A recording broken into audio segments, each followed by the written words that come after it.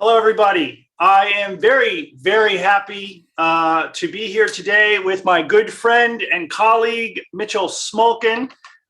Mitch, I've known for a very long time. He is a good friend of mine. Our kids have played together for many years. Mitch is, in his capacity as an expert that I'm very excited to talk to today, is a registered psychotherapist, a Jungian psychoanalyst, and the vice president of the Jungian Training Institute in Toronto, Canada. He's also a certified emotionally focused therapist and supervisor, and is currently in Stockholm, Sweden. Mitch, thank you so much for being here with me today. I'm very excited to have this conversation with you. I know that it's something we've been chewing on for a long time. And that topic is the question of relationship dynamics, in particular, long-term stable romantic partnerships, but it can happen in other ways, of course.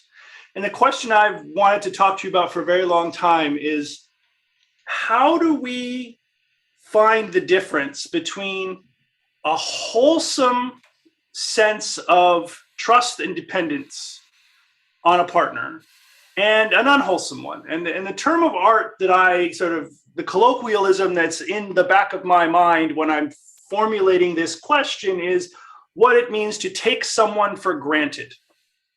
Because this is a term that often gets thrown around colloquially in a bad way, where it's like you shouldn't take things for granted because you never know what's going to happen tomorrow, and you don't want to, become stagnant in your relationships. So there's a colloquial sense of this term that is pernicious and to be avoided.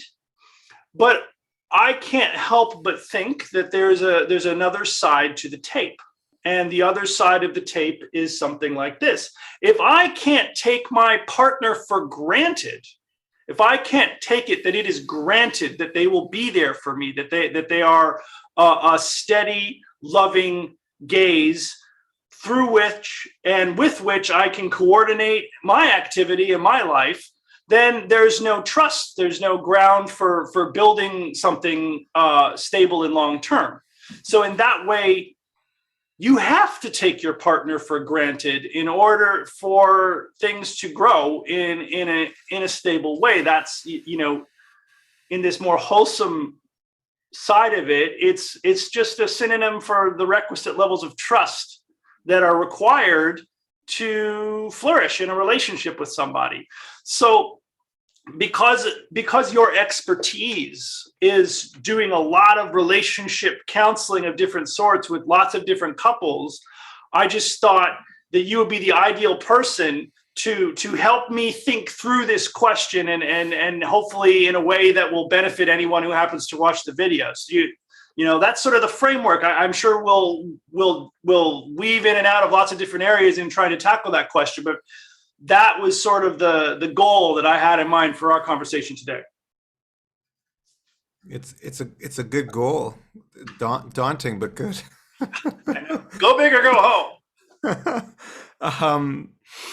Well, thank you for having me on. It's great that you're doing this. I think people will benefit from getting insight into how you think and your passion. And I want to sort of preface any remarks that I make, and I was thinking about this a lot before us talking, that there's such a huge range, an infinite range of possibilities, I think, when it comes to relationships. And, I think about our conversation that we had last year and you helping me understand karma, as a kind of solution to, I think you talked about justice and, that there's this idea that, certain things just can't be worked out in a lifetime. Right. And so, you need to have infinite sort of number of revisits to something that may perpetuate for, who knows, in infinitum.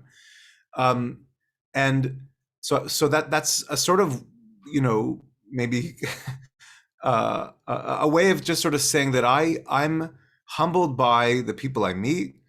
I know you personally.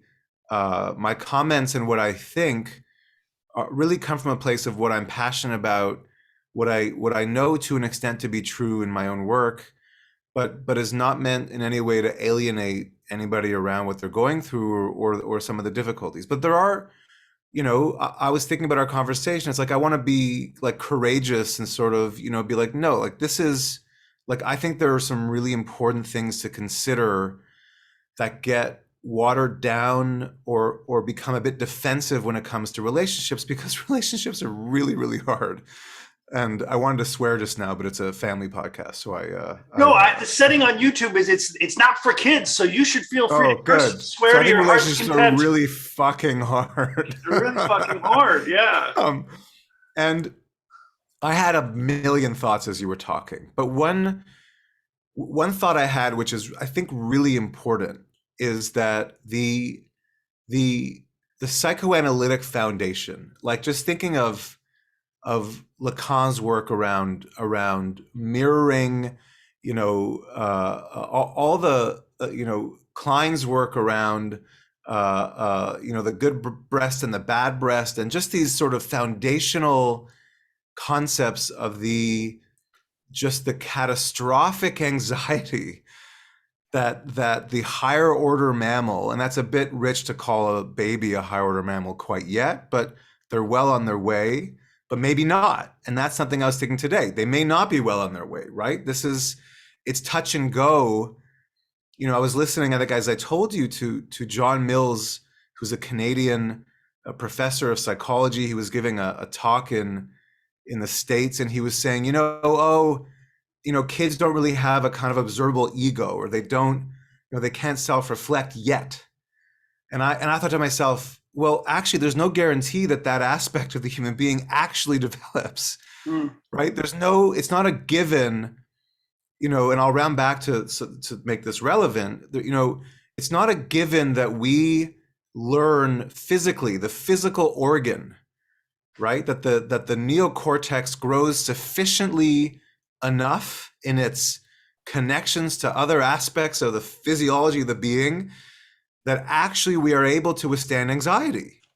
That's actually not a given. In fact, I think that's probably at the heart of the vast majority of psychopathology. And so to your question about what does it mean to be able to take the other for granted, or what does it mean to be able to move in and out of attunement with another human being when really survival is at stake, right? We have a lot of statistics on, and I'll talk about the negative side of this, but we have a lot of statistics that human beings will live longer if they're in a loving partnership. You'll physically live 5, 6, 7 more years, right? It's like, what does that mean? Like, what does it, like, what does it actually mean? What does that mean? Like, what's happening? Yeah. What's happening that someone physically exists on this planet longer if they're in a good enough relationship with someone else?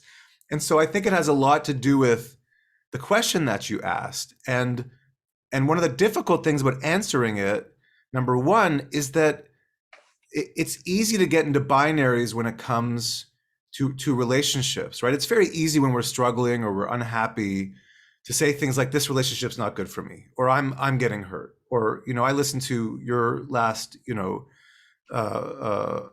on YouTube, and I think you were talking about the oscillation between negative memories, sort of like flipping over, like infrared into ultraviolet, like flipping over into positive memories, and this kind of feedback loop, and just trying to like wrestle yourself out of it. And,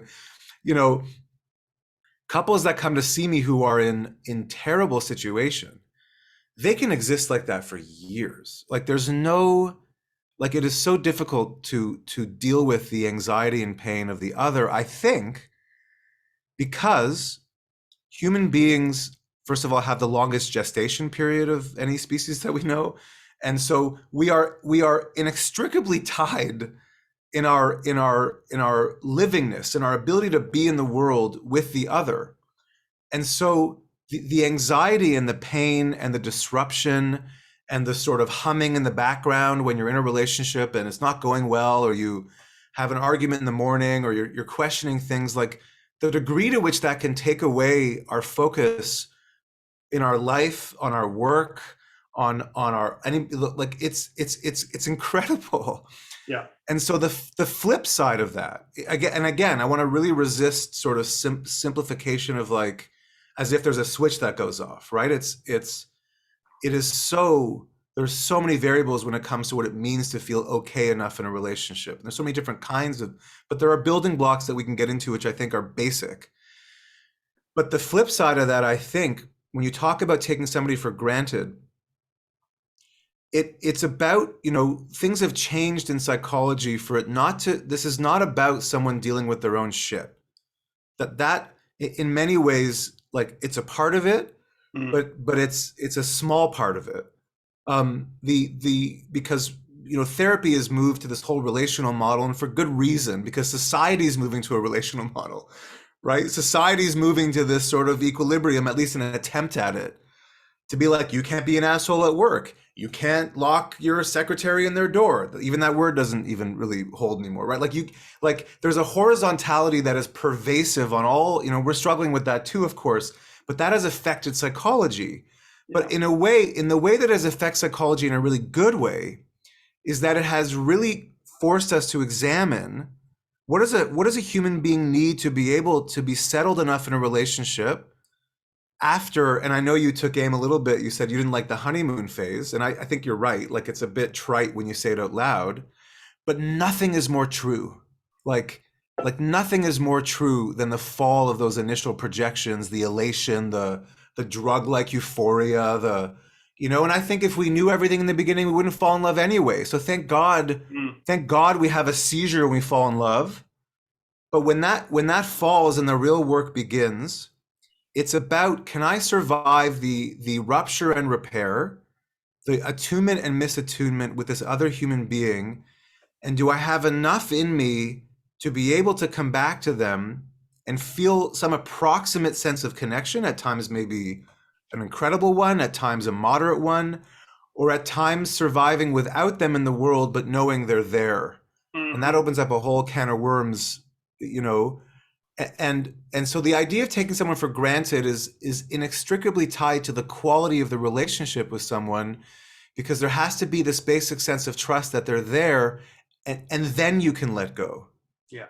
But it can't be manufactured in a vacuum. Like it's not top down. It has to be from the bottom up for the nervous system to say, I can leave my house today. I can, they cut me off. Oh, they didn't hear me. Oh, they forgot something important to me. And we don't go into this phylogenic, catastrophe in our body, which then causes the human being to have an existential crisis, maybe on a daily basis. So that's sort of rough edges, where I swim in. Good. So there are two distinctions that you brought up in the context of that first part of your answer that I want to sort of flag as I think being really important, and then maybe use those as like two lenses to drill down a little further. So one distinction is that the distinction you made a couple of times between attunement and misattunement or disattunement, and the recognition at a certain phase of development that's natural. If you live or cohabitate or in persistent close proximity to another human being that you know well and you're in a relationship with, there are going to be fluctuating moments of like attunement and then moments of alienation and disattunement. And, I think this inevitability, naturalizing that inevitability in a non-catastrophizing way might be the start of a positive account of what I'm trying to get at in trying to articulate what it would mean to positively or wholesomely take the other for granted. So that's one distinction. The second one was more implicit, but you noted near to the beginning of your remarks that the capacity for reflection, the ability to introspect in a radical way and to critically self-evaluate is something that is hard to train. If it does get trained up, there's no guarantees. That's having a strong enough ego that you can actually self-deconstruct when the need arises is a skill set that we don't teach our children how to do that, very explicitly in school, for example. You either learn to do this in the context of negotiating complex relationships and living a life, or you don't. And if you don't, your life is going to be a lot harder. And I guess so there's this capacity for critical self-evaluative reflection on the one hand, and I'd like to just pair that with what I think is an implicit but equally important opposite, which is the capacity to be immersed, the capacity to not be paralyzed with reflection and to just be embedded in your life, and to not to sound too woo-woo here, but to go with the flow of things, to be attuned to the other in a way that you are just being together, not necessarily talking about your relationship all the time, but just being in it. And so I wonder if we can think of this psychological dichotomy between the capacity to reflect and the capacity to be pre-reflectively immersed in one's life, that those learning to, as an individual, know when to be in a more reflective mode and know when to be in a more immersed place. Like, look, stop thinking so hard about it. Just go to dinner and have fun. Or, no, we need to talk, or I need to do some work. Knowing the difference between those moments strikes me as a way of thinking about how to skillfully negotiate the inevitable ebbs and flows of being attuned and being misattuned. Because when you're attuned, the discourse will look very different. It might even be, less objectified or reflective and more just like life world, what's happening, how are you doing stuff. And you might not even need to be talking sometimes. Maybe it's just getting on with it, or going out on a date, or having fun, or doing some mutual activities. When there's misattunement, the need for explicit reflective discourse becomes, paramount. But so also does the need to provide space and be sensitive to the needs of the other. So those are two distinctions that I saw doing a lot of heavy lifting in your initial response. And so I just wanted to flag those as, I think, key components here to what might be, a first pass at saying something positive about what it would mean to take a partner for granted, to recognize that this work happens against a background of teamwork, where it's like, no, we're going to use these tools, to negotiate these inevitable perturbations against a background of trust. So, that's great. How do you approach that kind of work in your discussion with your clients, for example? So, I don't know if you've had a chance to watch Get Back yet. The Beatle. No, I haven't. It's the Beatles documentary. So I finished it, and then it prompted me to watch this other interview with Paul McCartney now. They just filmed it, this really luscious kind of, they're in a studio. I forget the name of the producer that's interviewing Paul McCartney, but like, it's just, and I've only watched a little bit of it, but something amazing Paul McCartney shared at the beginning of it. And they showed images of Paul McCartney's dad, who was an amateur pianist, and would have these parties at Paul McCartney's house, play tunes until, and then his dad eventually got arthritis, and Paul McCartney took over at these parties. And Paul McCartney said, he said, I never knew that people didn't come from loving families. Mm-hmm. And he talked about John Lennon, and he said, John Lennon's dad left when he was 6. His mom died when he was, I think, like quite young. And he said when they were writing music, Paul McCartney would come up with these like, it's getting better, like these just sort of really like optimistic songs. And then Lennon would come in as his foil. Yeah. Right. And he would change it and be like, life is really hot, and he said it was amazing, but I get chills thinking about it, because this is it. Like some of us, so this is a really important thing to keep in mind. And you were saying this also somewhat, you were asking the question implicitly, which is, I need to know, the human being needs to know. I live in Sweden.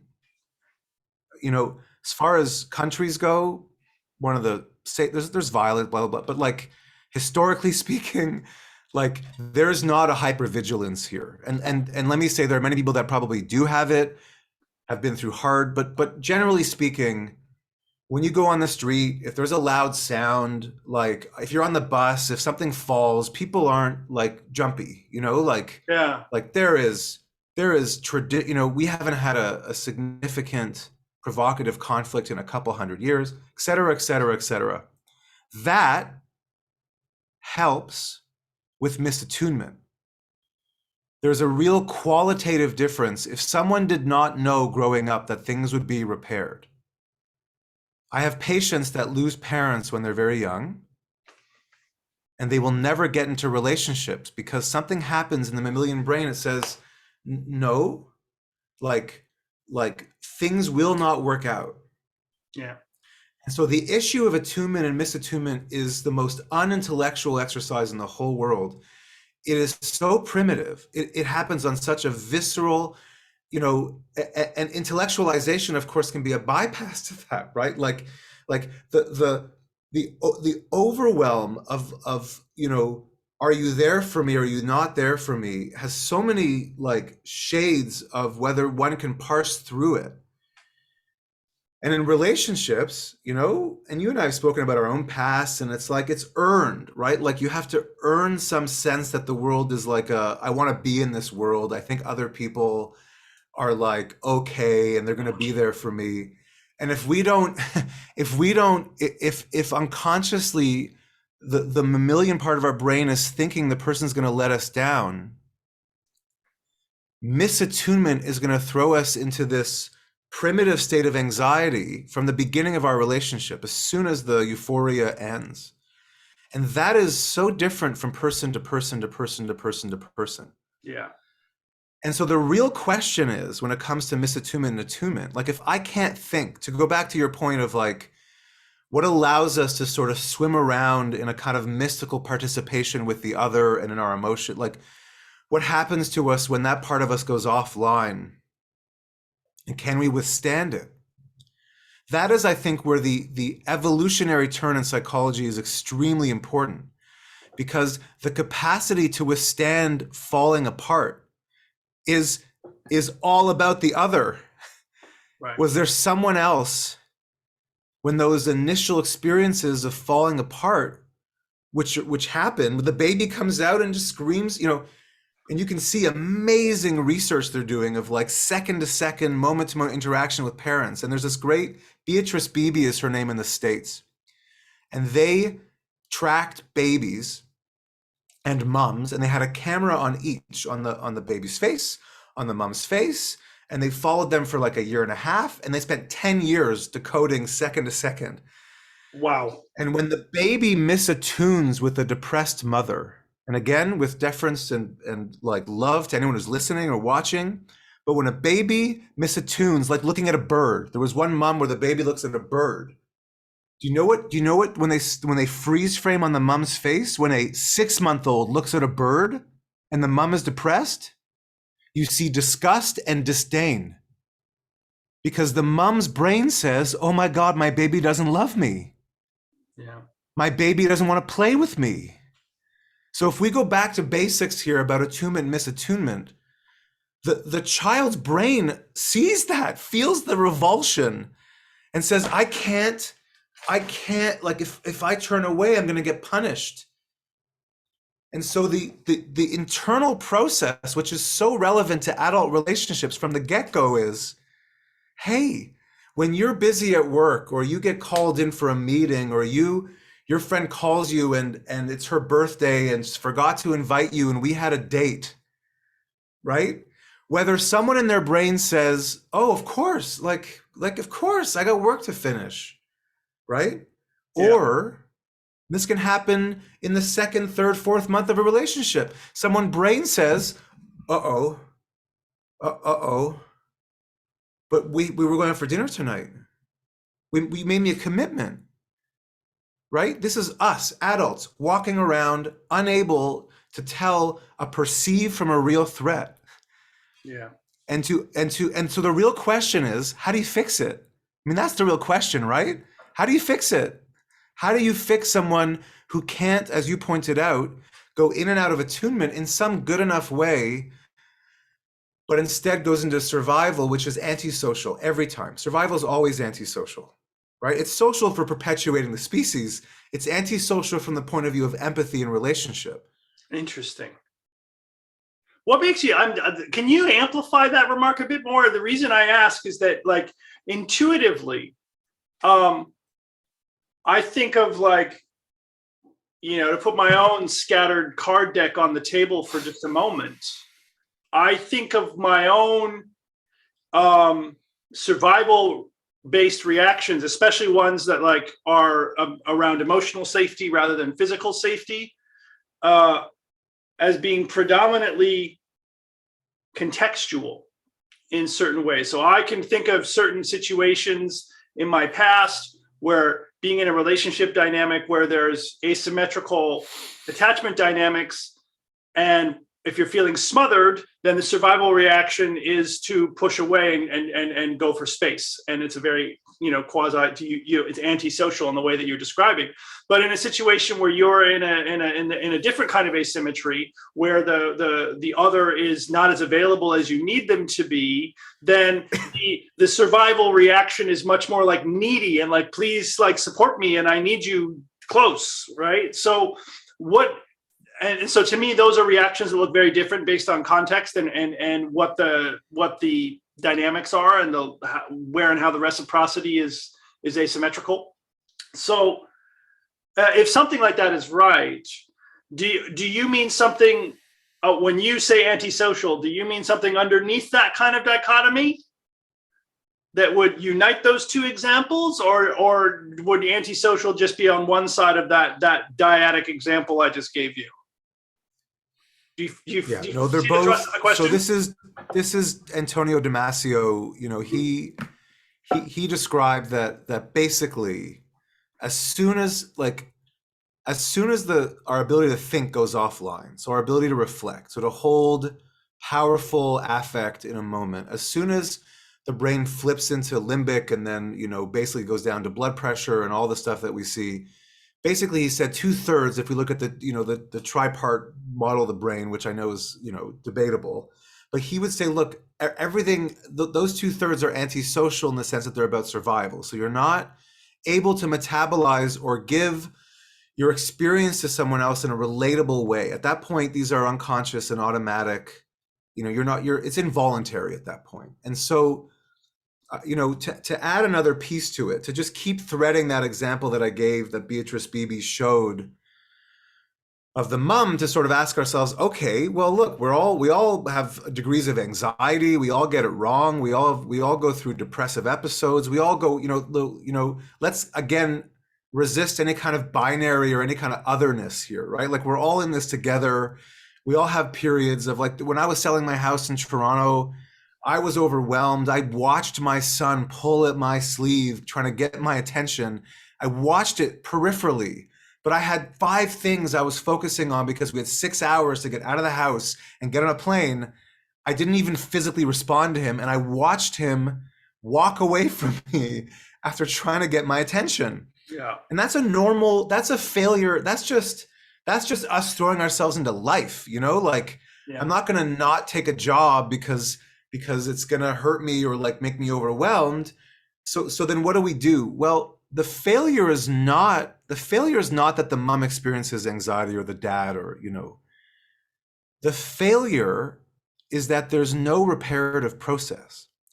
So if it's a vertical parental relationship, the failure is that the human being doesn't come back, metabolize the fact that they felt disdain, realize that they were in a stress response, and come back and say to the child, earlier when, and a baby's a bit young, but I actually don't think that you can start too young with this stuff. No. Hey, sweetie, sorry, mommy got a bit angry. I'm a new mommy, and I didn't, it just made me a bit anxious because I love you so much, but that's not on you. So in this kind of linguistic turn, it's everything that we talk about. It's the adult symbolizing the experience. It's the adult taking responsibility for the negative affect that was generating. And this is the most exciting part about it, the adult at that point is literally like threading the child's brain, Yeah. because it's saying you can come back to a place of symbolization, and it's not your responsibility to do it. I'm going to do it. Yeah. Right. And physically with PET scans, this is when they have that, there's that whole Romanian, right, orphanage, that's I think a big thing that we'll talk about, of these brains that didn't grow in these children that didn't have attachment figures. Literally the child's brain is growing. So to your question about that dichotomy, what connects those two ends of it is basically, we have all this very popular language now, right? The avoidant, anxious, which are two sides of insecure attachment. It's a bit simplistic. We're always, right? Melanie Klein talked about always going in and out of like depressive and schizoid positions. Like we're always doing that. Like we always have a degree of insecurity, which is very important. The issue is, if we dwell too much in the insecurity without repairing it, relationships are very, very, very hard to feel good enough where they give us something back, because otherwise they're just generating anxiety. Yeah. Otherwise the stress of the other person is always waiting for the shoe to drop. Yeah. And that we can't live like that for too long. Eventually we start saying, I have to get out of this high stress situation, because I have it's like being like a cornered animal, right? There's no way for me to get out of this room, and we can only live like cornered animals for so long unless, right? And I think you talked about Stockholm syndrome in your last, like why do people, when a relationship becomes so punishing like that, but and we don't have to, I'll shut up in a sec, but there has to be a receptacle for that. Mm-hmm. Right? Someone has to be so numb at some point emotionally to not expect safety, for no alarm bells to go off, for it not to be like, oh, this is not safe for me right now. Right? Like normally, if we've had good enough attachment growing up, we have alarm bells that go off, and it's like, no, like you're not treating me well. But if we go into relationships numb, or we're used to a certain degree of chaos, we're battle hardened. Let's go. Let's get it on, right? Right. There's a high threshold of pain, right? And so we're not as attuned or nimble, like to feeling the sort of like injury, which also makes it more difficult for us to talk about it. Yeah. Good. It's not discreet. Yeah. So I have like 3 different things have come up for me in that last bit. I don't know whether to lay them all out now and then go through them one by one, or whether to just take one at a time. So I'm going to just list them, and then we can see which one we want to deal with first. So the first thing I want to note is that as a good psychoanalyst does, I have noted that for me, because of where I'm at in my life and the stage that I'm at in my life, these questions for me arise very much in the context of horizontal adult relationships, either deep friendships or more paradigmatically, perhaps romantic entanglements. But your relationship modeling and the paradigm examples that you have been adverting to in your thinking about these questions in response to what I'm putting out has been going like right back to the parent-child dynamic. And so I think the first thing we should do is try to talk a little bit about how to understand those two, right? Because they're clearly closely connected. The way we enter into relationships with people that are more horizontal once we mature are very much reflections of certain dynamics that we internalize in parent-child relationships, and in observing the relationships of our parents and absorbing those dynamics for better or worse. So I guess what I'm asking at this juncture is just for, can you tell us a little bit about how you understand the connective tissue developmentally between these early childhood parent dyadic relations and that you've been focused on in your remarks so far, and the more horizontal adult level partnership relationships that I've been focused on in my framing of the question. Yeah, so I'm gonna change the details wildly from this session so that I'm masking these people's identity.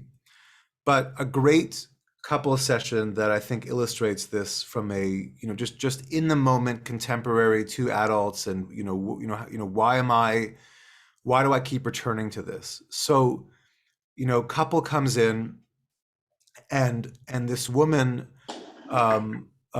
this woman has been in many ways, I should say that in this relationship, there is enough kind of trust that is still there, and shared willingness to want to talk about these things, Yeah. even though the absence of dialogue and the hurt is great. And this person grew up in a family in the UK, and where there was no, which is notorious in the United Kingdom, there was no modeling of being able to talk about one's inner experience. No interoceptivity, just no cueing of this kind of dialogue. And on top of that, this person has been using certain substances over the years, stopped at some point. And so, to give a very present tense, horizontal, two adult example of this is session number 2. Okay, session number 2. I notice immediately that there is an incredible amount of emotion that is trying to come out. And I notice peripherally when I'm watching their partner that as I dip that person's toes into the water of that grief, they're becoming more and more interested. And so this is the partner, this is the pursuing partner. So you describe those two ends of the poles. One person gets anxious, comes in, feels they need more. Another person retreats, right? Fine. So in about an hour and a half, because I could see that it was possible, because I have to say so I know, because of the modeling of growing up, that there is not a lot of emotional real estate in this person to be able to communicate what's going on. Number one. Number two, the catastrophic anxiety when you have not opened up about your emotions in your life is like falling off a cliff. Hugely disorienting, hugely anxiety generating. And as I dug into it, this individual increasingly became overwhelmed and eventually fell over the cliff and started crying. They've been together 25 years. 25 years. And she said it was the second time, he said it was the second time that she's seen him cry. 25 years. And I know I'm taking a bit of time here, but I just want to walk it through it just to make a point. So as I'm taking that person down the elevator into their affect, I know from what we've talked about that I can't just leave them in this soup. Because like you were saying, how does someone think in the soup? And so I'm still using all this modeling of parenthood and everything, but now actually in some ways it's even more possible because it's horizontal, there's shared responsibility. This is shared. This is intimacy. This is love. You want to be together? Okay, let's do this. And I go to her. Sorry, I'm getting the genders wrong because I'm trying to be a bit cryptic here, but let me just get myself straight, okay? So I go to him and I say, what is it like? What is it like to see her opening up like this and crying? And he says, smiling, visceral, right? Cheeks, skin, right? Viscera. I'm watching the person's body. They're in, it's social. They're my tool. They're my attachment tool. And even though this person has been banging down that person's door for 10 years, all the fights that you can imagine, why won't you talk to me? Why are you shutting down? In 20 minutes, because of how powerful attachment is, this person is sitting there and saying, I never realized how difficult it was for them to open up with me. I knew the stories. I never knew how difficult it was to open up. And they're right there. And so from a physiological standpoint, I'm leveraging the other human being's body and brain and my own capacity to hold these people to begin to retrain that person's brain to tolerate anxiety. Not retrain, to train. For the first time, yeah. For the first time. Yeah. And this is, this gets into this, what's called the sensory motor work. So this is the work of a man named Peter Levine, of, Pat Ogden, right? So what I did in that session, and it was a risk in some ways, because this person had to talk, when I was reflecting back their dad to them, to this woman, the grief that came out, like they hadn't been able to think this in front of, and I'll fast forward a bit to after I made it safe and they were regulated.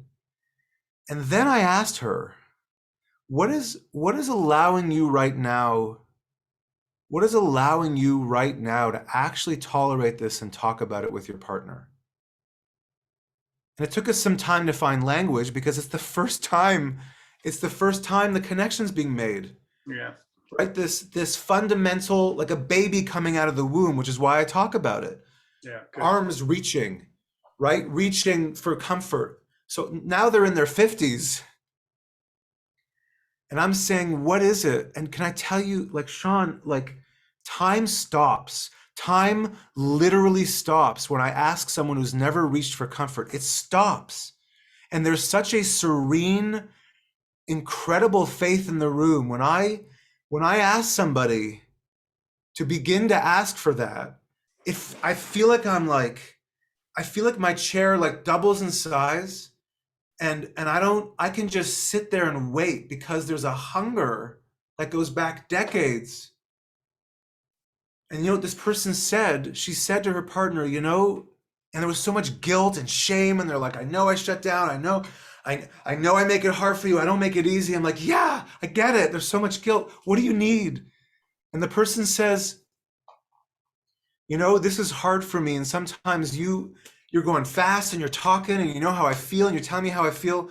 Is it possible for you just to give me some space because I get so anxious? Could you just slow it down? And it's so incredible to watch two mammals, like to watch their faces and their body language. And what the other person's brain, to bring it back to what I was saying earlier, what the other person's brain, the partner, is feeling is, it's fucking possible. Yeah. It's possible for this person to come out from underneath all the pain, reach out, and ask me for what they need. And this is important to our discussion because attunement is two ways. Mm-hmm. And so I have to get that person's nervous system, the other partner, to actually slow down enough. And that's about hope and possibility. Yeah.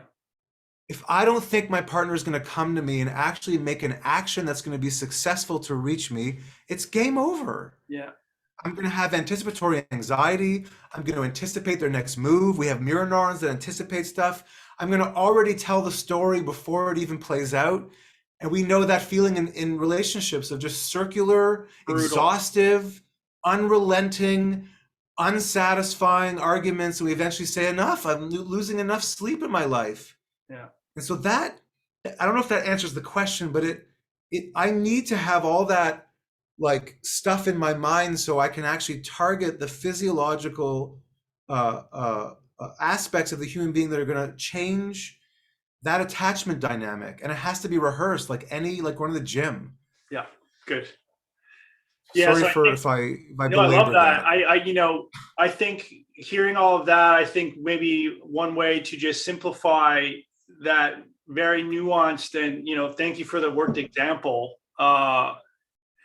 to just bring it back to the initial question is that, the emotional, psychology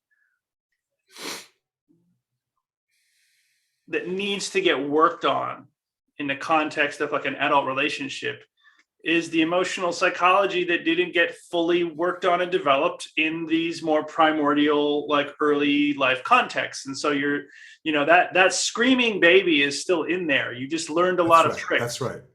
That's right. You just learned a lot of performative That's exactly tricks. It. And so this is great because this leads directly into my second question, which is about language. Because as a therapist, of course, when you're talking to each other, and in many cases, and the example you just gave us seemed like a case where you have to create a context where someone learns to talk about their affect, maybe for the first time. And that's a very, important groundwork. But I wonder about, for me, in my own personal experience in relationships and in therapy, one of my challenges has been the opposite, actually, right? So there's another class of individuals, and I would certainly class myself among them, who have high facility with language, very good at talking.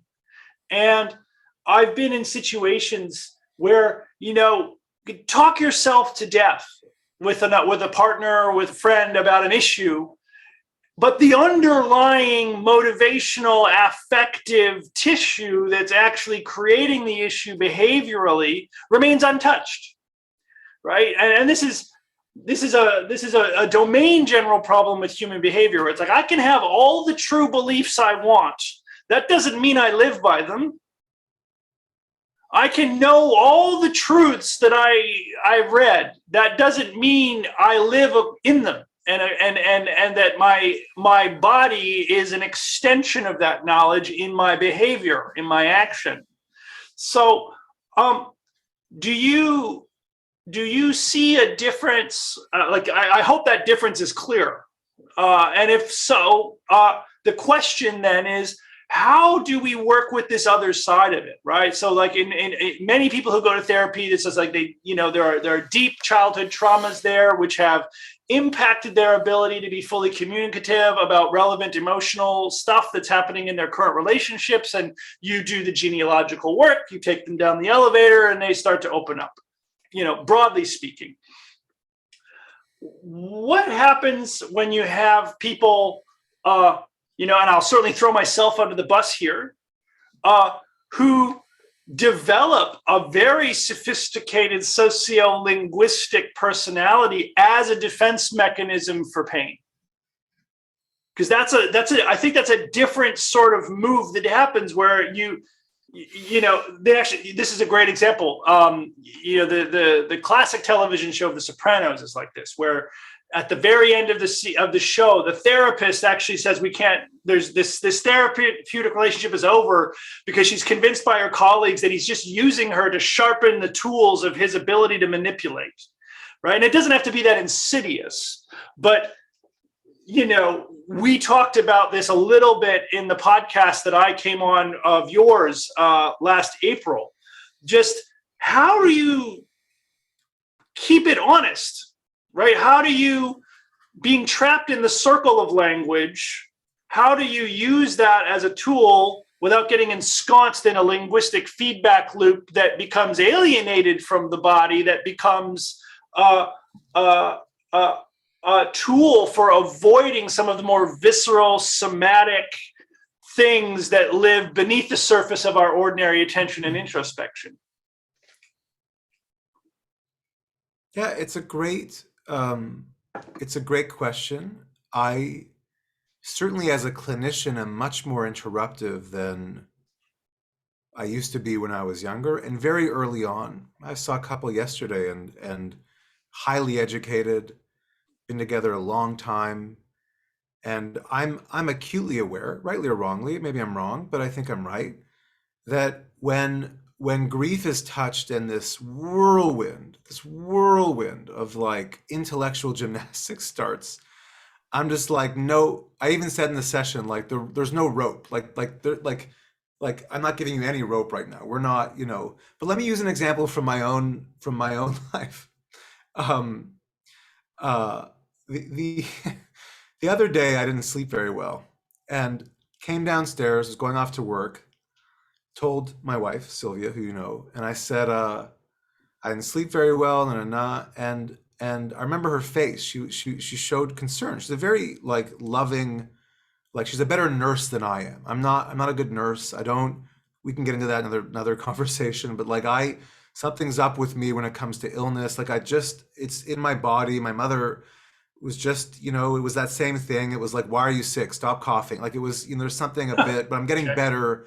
I'm better at it. But but I remember that I could see in my wife's face that she got a bit anxious, and she was like, "Are you okay?" And my response going off to work, I remember my body was like, I was already a bit discombobulated because I didn't sleep very well, but I'm I'm fine. Like if anything, looking back, and I haven't thought about it in this way, her attempt at making that a bit social was overwhelming for me because I wanted it to go away.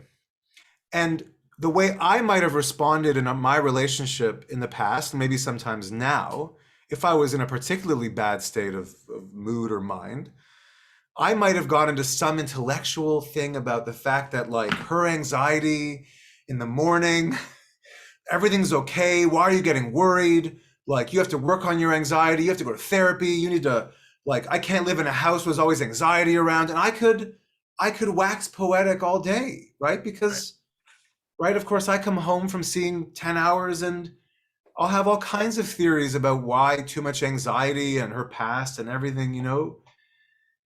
Now, luckily that morning I didn't get set off, but I've been set off in the past. Instead, around lunchtime, I remember I had this little like insight. It was like, oh, I didn't like her feeling anxious because my mother was always anxious.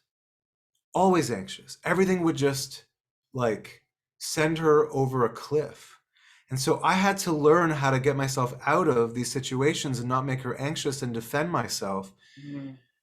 And so here, in a very simple way, with my wife just sort of saying, "Are you okay?"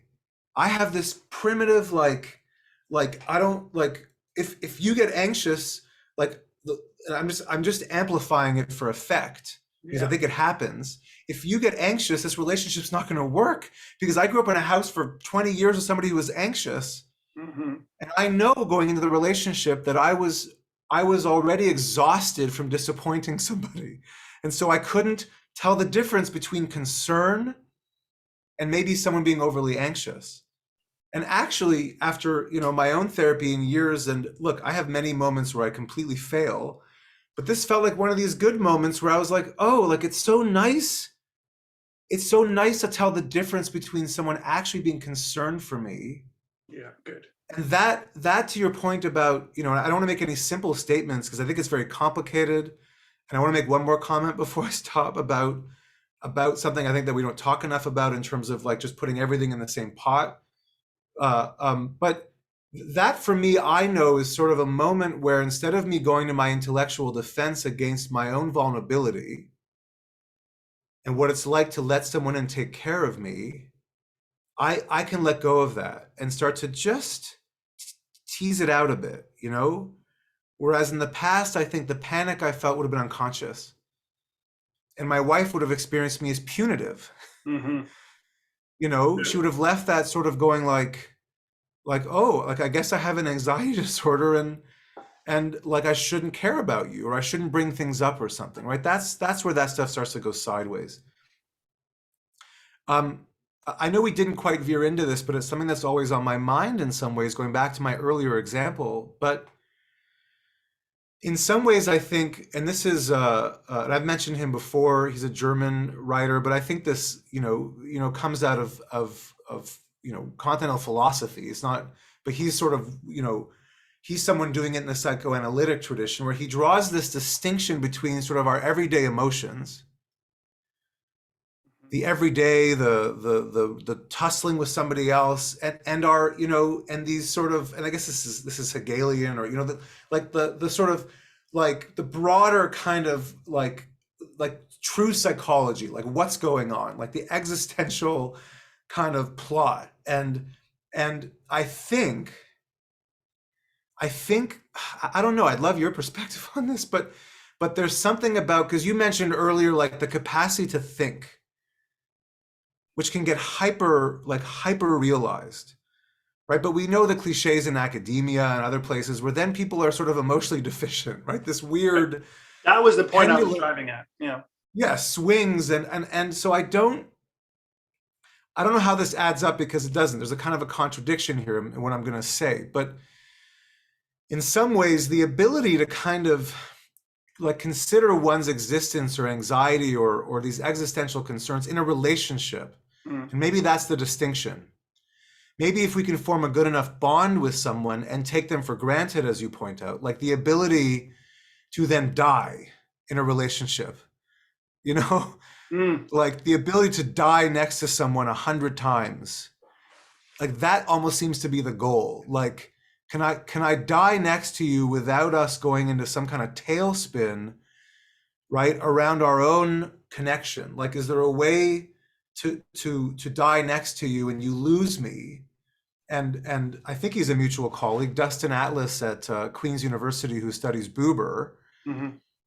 He talked to me about how Buber was kind of amazed that human beings can like like can go into this objectification of each other, like, and survive it. Like, he was amazed that relationships can actually survive the loss of the other, the it, and what it takes for a human being to actually go through that. And that's what sort of gets me interested. Like, I'm interested in the sort of everydayness of, like, oh yeah, I'm going to help you get over your anxiety of loss and of being abandoned. Like, that almost seems like I know how to do that now.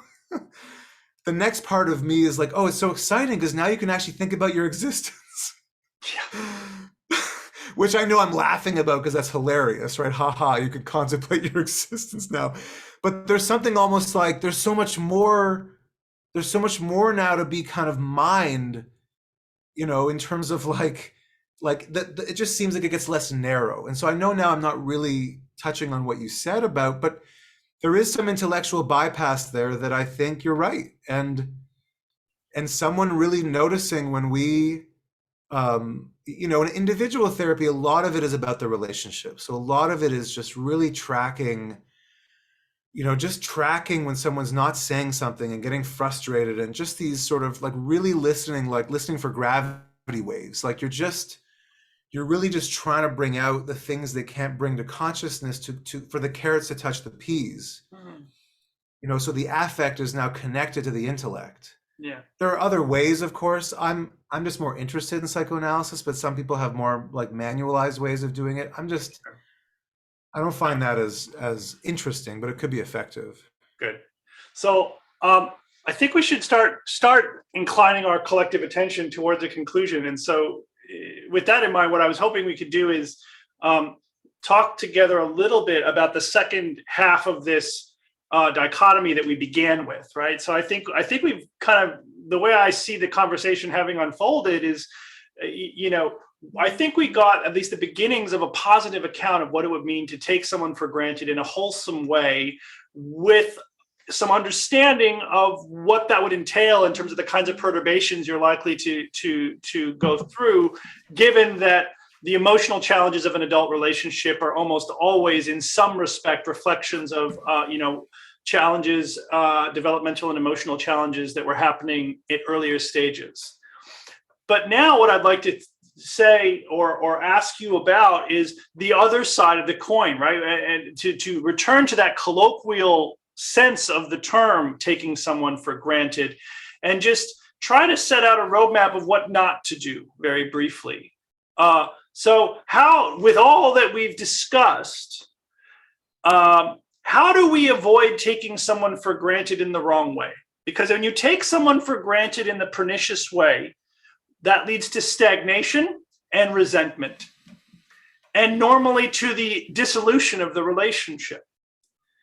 And, that's not great, because going through a relationship dissolution and having to start again is very challenging and can be character building, but it's also pretty damn traumatizing.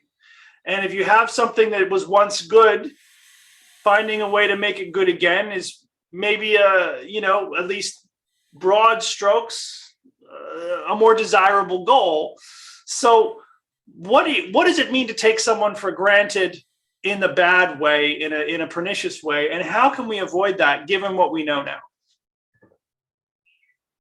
So again, with a huge caveat that like when I reflect on my own relationship journey, and I was thinking about this walking over to my office, there was so many moments like, here by the grace of God I go, right? Like like there's so many moments where things, if you say one more thing or you make one more decision, or if that things could have gone in such different ways. And I try, and as I get older also with couples who come in, I'm much less manic. Like I'm much more like, hey, like life is full of failure and and I'm open to the possibility of many different directions. At the same time, so this isn't kind of just like kumbaya, like we're all great. And I think there is something valuable in your question about really zeroing in on what is it about, if somebody wants long-term companionship, right? And because I do it every day and I see it, I'm pretty convinced, right? Because I've seen babies, I've seen people come in horrifically on other ends of the room, and they have families and they send me pictures of their kids, and there's a roadmap in my mind, and that's crazy. But I'm like, yeah, like I am following, for all intents and purposes, these steps in the road. And as a more senior clinician than I was 10 years ago, I can see 20, 30 sessions now, and it works. And so I, hopefully can contribute something without alienating or being simplistic in my appreciation for A, what people want, B, the possibilities or impossibilities of relationship. I have no, I don't want to be on any kind of high horse or pedestal in that regard. But I think that something, you look at the Canadian landscape now, because we're both Canadian, we come from there. So let's take that as an example. And we have this split happening, which is, it's kind of new for Canadian politics, like in some ways. Indigenous issues are extremely complex. There's tons of trauma around that. I'm not going to touch that for now. I'm just going to stay for a second with COVID and this kind of there's trucks into Ottawa, there's trucks coming to Quebec City, there's trucks coming to Toronto, and you see on a collective level a split.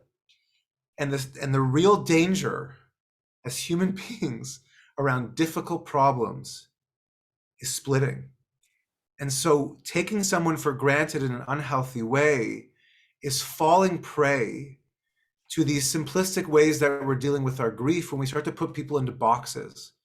When we start to lose the three-dimensionality of the other, we know this is the canary in the coal mine, because we know it's not true. We know at the end of the day that we are so complex and different that really, and we have to be defensive, right? To leave a relationship, to be able to actually press the button and say, I'm done. We have to put somebody in a box and be like, this wasn't good for me, or it wasn't healthy. We have to have some kind of binary to actually do that. But if we're talking about like day to day, like the everydayness and the soup of a relationship, we have to be able to come back. Taking somebody for granted in the wrong way is when we're defending against our anxiety by shutting them out and realizing that we're telling a very narrow story about them, and we've lost our capacity to see them in their three dimensions.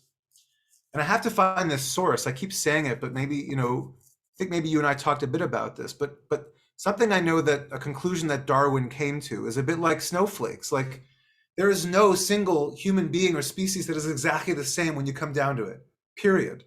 You're not going to find an identical key signature of a human being or any other animal.